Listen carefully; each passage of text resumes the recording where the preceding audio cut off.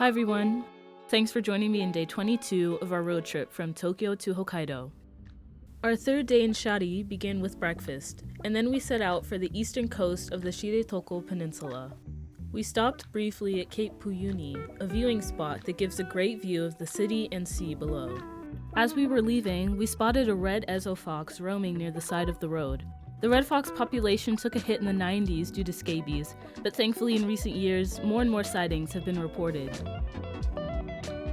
Shortly after, we came to the start of the Shiretoko Pass, the 20-mile-long road that connects the two coasts via an expressway that runs through the national park. At the halfway point, we checked out another viewing spot that provides tours with a 360-degree view of the mountains and some of the wildlife. While clear skies are probably preferred, I like the vibe the fog rolling over the hills gave the area.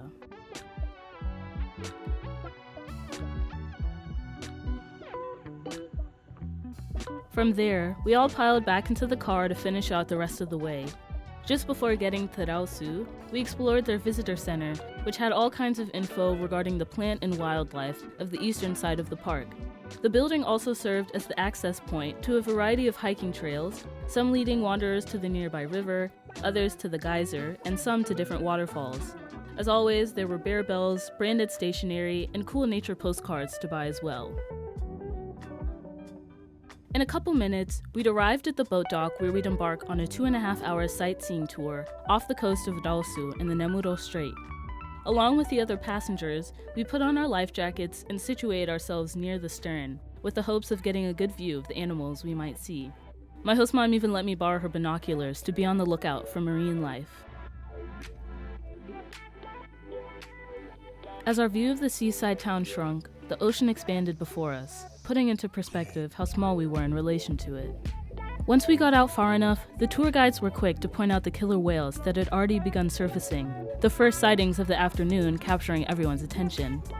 Most of the whales that migrate to these waters usually consist of family pods, with about an average of 10 whales in each. The juveniles, being less wary of people, will wander closer to the boat out of curiosity, and though some were in the vicinity, that wasn't the case this time around. Even though it was sunny that day, the ocean mist made it a little fresh, but the views of passing boats, the distant shoreline, and intermittent visits from the whales definitely made up for it. At the time this was recorded, it was already mid-August, which is the last month to see the orcas in the Shiretoko area. Even so, out in the distance, we could see multiple family pods traveling together. Although the tour was completely in Japanese, the crew would give facts about the area and surrounding wildlife, and point people in the direction where one might spot a whale. I learned quickly that there's lots of patience to be had, as there's a lot of water to search, and when the orcas did happen to surface, they disappeared just as quickly. At one point, we got even closer to them and could see their dorsal fins peek out as if to wave at the tourists so curiously looking on. The killer whales, which ironically are even-tempered and intelligent animals, are drawn to the area in the winter due to the drift ice which brings plankton. Smaller fish feed on the plankton, which attracts larger animals that prey on those fish. The complex food chain and extensive wildlife render Shiretoko an interactive sight of nature at work. Seeing them against the backdrop of the mountains was just as cool.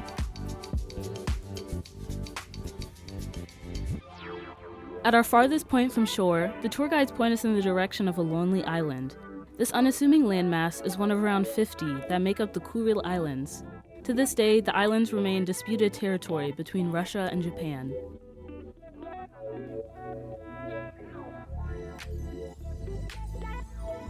Here, the tour guides stop the boat and use a hydrophone to listen for sperm whales.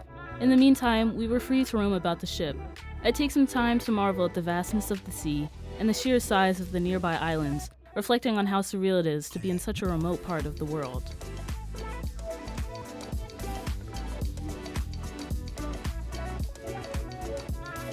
Unfortunately, they don't pick up much activity, so we reluctantly head back to port. While we didn't see any sperm whales, the experience alone was really fun and interesting, and I feel lucky and grateful that I even got a chance to be part of it.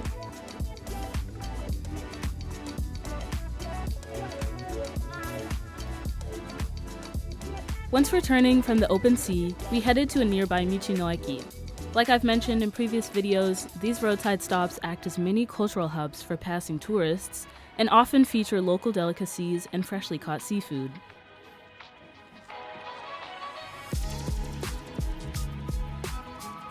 While browsing, I found some butter, soy sauce scallop flavored Pringles, which I thought was super on brand for Japan. To satiate the kids' hunger, we got some ice cream and then headed up the road to some local spots. We first came across Tengu Rock, a peculiar shaped rock that was formed by strong winds and crashing waves. It got its name due to its resemblance to the nose of a tengu, a mythical creature in Japanese folklore. Nearby stood the Rusa Field House, another nature center with heaps of info on the park's history, ecology, and more. We only stopped for a moment, so we didn't poke around, but sea kayakers and hikers have lots to gain here by getting a lay of the land from the experienced park rangers. Our last spot of the day was Seseki Falls, which has an interesting topographical feature. The falls are fed by runoff from the Shiretoko Mountains, which in turn feed into the nearby Seseki Hot Springs. Because they're nestled on the coast, the hot springs can only be accessed at low tide, so in addition to enjoying the hot spring, you get an awesome view of the sea as well. Upon closer inspection, I found lots of pockets where warm water bubbled to the surface. I figured these are mini hot springs, the residual water from the spring source emptying out into the ocean. When we piled back in the van, a surprise visitor made an appearance. Its fur coat smooth and trim, with bold whiskers protruding from its snout, it ran swiftly across the rocky beach to disappear back into the dense wilderness. Back through the cloudy mountain pass we went, circling back to the viewing point we reached earlier in the day. When we arrived back at the western side of the park, the late evening sun was falling into the ocean, casting gorgeous colors over the town. After showering back at the inn, we took advantage of the beautiful sunset and returned to Cape Puyuni to take it all in.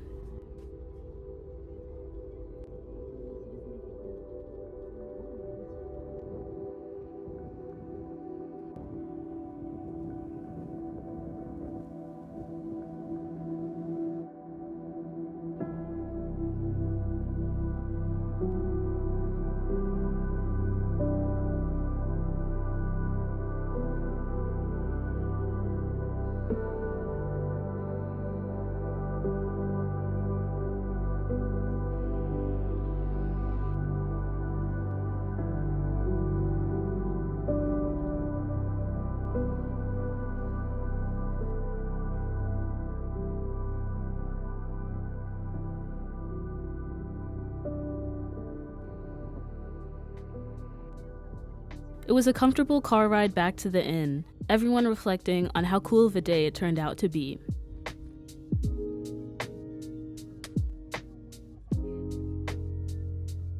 Concluding our day, dinner back at the inn was a seafood feast, complete with shrimp, clams, and hot pot, hamburgers for the kids, and grapefruit for dessert.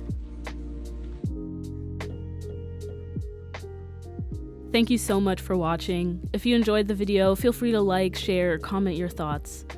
In the next video, I show our trek through the Shiretoko wilderness, as well as our trip to Kushiro, a town abundant with pristine nature sites and home to Japan's largest marshland. Thanks again, and I'll see you guys in the next one.